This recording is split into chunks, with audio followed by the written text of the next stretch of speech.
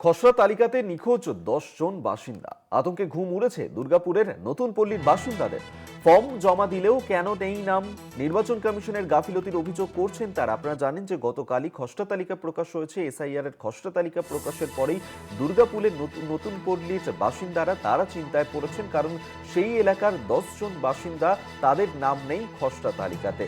আতঙ্কে ঘুম উড়েছে তাদের। তারা অভিযোগ করছেন যে তারা এসআইআর এর জন্য যে এনুমারেশন ফর্ম, সেই ফর্ম তারা ফিল আপ করেছিলেন, তারপরেও তাদের নাম নেই এই এসআইআর এর খসড়া তালিকাতে।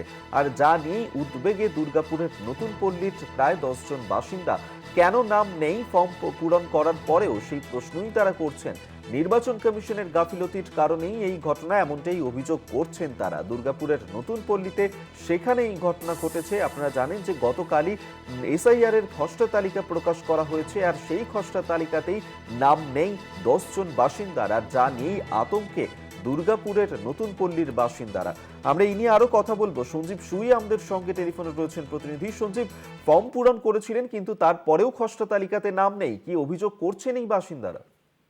অভিযোগ মূলত গতকাল আসানসোল সদর থেকে, পশ্চিম বর্ধমান জেলার সদর আসানসোল থেকে কালকে সমস্ত কিছুই খসড়াগুলোকে মানে পাঠানো হয় আর কি, সমস্ত জায়গাতেই।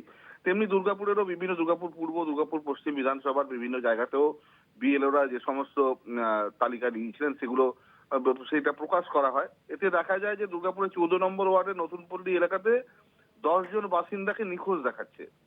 রাখি বটব্যাল, সঞ্জীব মান্ডি, শ্রাবণী মান্ডি, এরকম প্রায় 10 জন বাসিন্দা, তাদের যেটা দেখাচ্ছে লেখা রয়েছে যে খুঁজে পাওয়া যায়নি। এখন তারা বলছেন আমরা দীর্ঘদিন ধরে এখানে রয়েছি, আমরা এখানে ফর্ম ফিল আপ করেছি, ফর্ম জমা দিয়েছি বিএলওর কাছে, এবং তার যে আরেকটা যে রিসিপ্ট কপি, সেই কপিও তারা দেখাচ্ছেন, সেখানে বিএলওর সাইনও করা আছে। তো তাহলে এই এর এর এর বিষয়টা কি? এই নিয়ে তারা বলছেন যে আমাদের তালিকায় অনুপস্থিত দেখাচ্ছে, খুঁজে পাওয়া যায়নি দেখাচ্ছে। তাহলে এই প্রশ্ন, এই দায়টা কার? বিএলওর দায় না নির্বাচন কমিশনের দায়? এই নিয়ে তারা গতকাল থেকেই এই নিয়ে সমস্যায় পড়েছেন। এবং তোমাকে এটাও বলে রাখি, দুর্গাপুরে আরো বিভিন্ন জায়গা থেকে এরকম নানান অভিযোগ আসছে, বিভিন্ন ওয়ার্ড থেকে। পুরসভার 43টি ওয়ার্ডের বিভিন্ন জায়গা থেকে এরকম খবর আমরা পাচ্ছি। তার মধ্যে এই খবরটি আমরা প্রথম পেলাম, দর্শকদের জানাচ্ছি। এবং এখানে যিনি পুরমাতা আছেন, প্রাক্তন কাউন্সিলর রাখি তেওয়ারি, তিনি বলেছেন এসআইআর প্রক্রিয়া শুরুর পর থেকে নানান মানসিক চাপে নানান ঘটনা ঘটছে।